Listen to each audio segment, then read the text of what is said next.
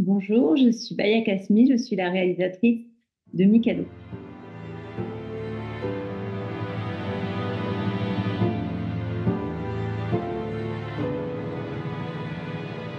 Alors, Mikado, c'est l'histoire d'une famille qui vit, une famille pas comme les autres, qui vit sur les routes, qui vit dans un van. Et voilà, on sent à la fois qu'ils s'aiment énormément, qu'on les envie même dans leur proximité. Et en même temps, on sent qu'ils fuient quelque chose.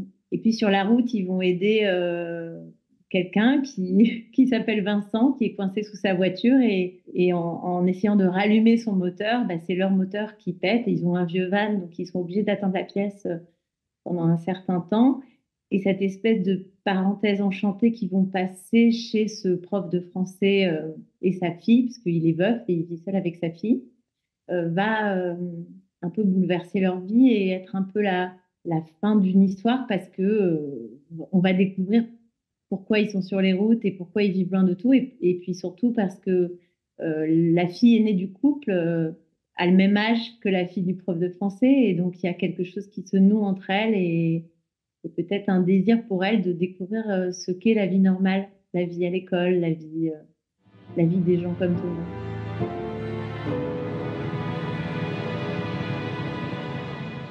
Oui, la marge, c'est quelque chose qui est passionnant, qui raconte aussi la norme. Et c'est toujours les personnages qui m'intéressent. Et ils essaient d'être libres, un peu comme nous tous. Ils essaient de réinventer leur vie. Donc oui, moi, je voulais parler de ça. Comment on fait quand... Parce que ce sont deux personnes, le couple, qui sont joués par Félix Moati et Vima Laponce, qui ont une histoire compliquée de leur enfance. Ils ont une enfance cassée, un peu dans l'enfance des foyers de l'ASE et c'est comment l'enfance rejaillit sur la suite de leur vie, comment ils peuvent se sentir acceptés et à l'aise dans le monde. Et de la même manière, j'avais aussi envie de parler de l'enfance de leurs enfants qui, eux, sont du coup très protégés par leurs parents très aimants, mais en même temps sont privés de la société. Moi, c'est toujours quelque chose qui me passionne l'enfance parce que c'est de là que tout vient. C'est ce qu'on porte ensuite toute la vie, qu'on essaye à la fois de réparer et qui est en même temps la source. Et comment on se construit à partir d'une enfance, comment on retrouve sa liberté. Finalement, j'ai l'impression que c'est ce que j'essaie de raconter de film en film.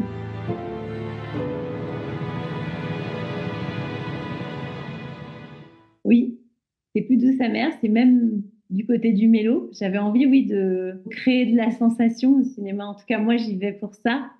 Et oui, du coup, il y a moins de rire.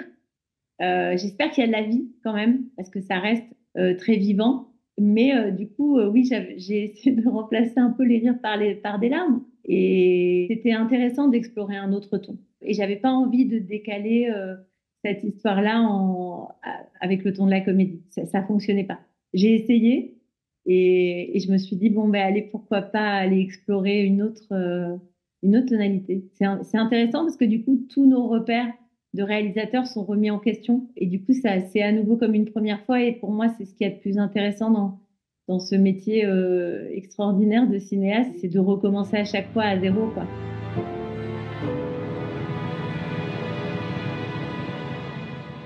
Toujours parce que pour moi, oui, c'est la base de tout, quoi. C'est ça qui me donne envie d'écrire. Déjà, c'est de rencontrer des gens. Là, en l'occurrence, je me suis aussi inspirée de plusieurs personnes que j'ai rencontrées qui m'ont raconté leurs histoires de vie, c'est-à-dire comment on se construit et quel est notre rapport au monde quand on a commencé avec des failles, en n'étant pas protégé, en vivant sans la protection de ses parents. Et comment on fait ensuite pour faire confiance aux autres quand on est complètement à côté et qu'on ne comprend pas les codes. C'est ça qui m'a inspirée. Donc, c'est des gens, c'est des rencontres.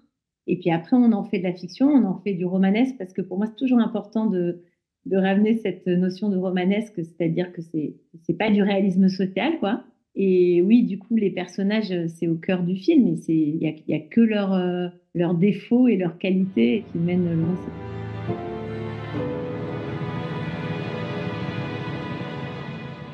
Oui, vraiment, moi, c'est un acteur qui ne cesse de me fasciner et évidemment, j'ai envie de lui donner des rôles toujours différents aussi parce que je pense que enfin, c'est quand même un acteur extrêmement populaire, extrêmement éclectique parce qu'il a tout fait. de la plus grosse comédie absurde au drame le plus intense. Et pourtant, il brouille tellement les pistes que j'ai l'impression que tout le monde est toujours étonné à chaque fois. Il n'a pas d'identité propre. Mais c'est ça qui me fascine avec lui. Tout le monde est toujours étonné qu'il soit un si grand acteur. Et ça continue. Et je crois qu'il y a plein de choses qu'il n'a pas faites. Et oui, moi, je me lasse pas de travailler avec lui. Aussi parce que c'est un acteur instinctif. On a construit tous les deux une relation de confiance. Et du coup, j'ai l'impression qu'on peut tout faire. Et là, c'est vrai qu'il est très différent. Et moi, il m'émeut beaucoup.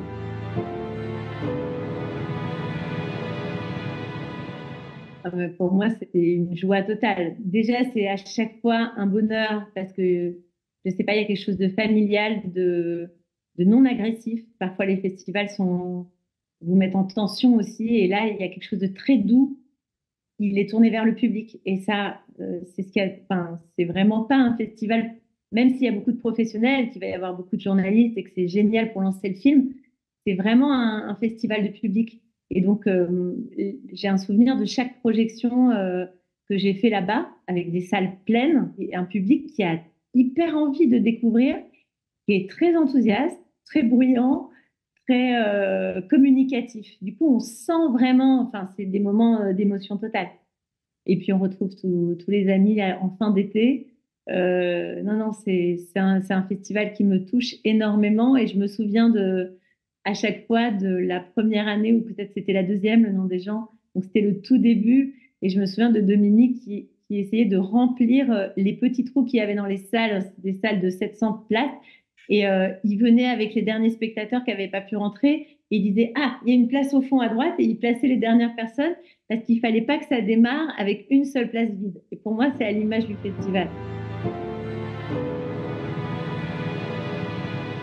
Pour moi, ça représente énormément. Bah déjà, la langue française représente beaucoup pour moi, sachant que j'ai aussi un papa qui est d'un pays francophone, qui est l'Algérie, puisque l'histoire de l'Algérie est forcément liée à la France. Et on disait avant que c'était le butin de guerre, le français, c'est-à-dire autant garder le français. Oui, pour moi, cet attachement à la langue, il est fondamental et il est dans tous mes films. D'ailleurs, Ramzy, là, joue un prof de français et c'est pas pour rien.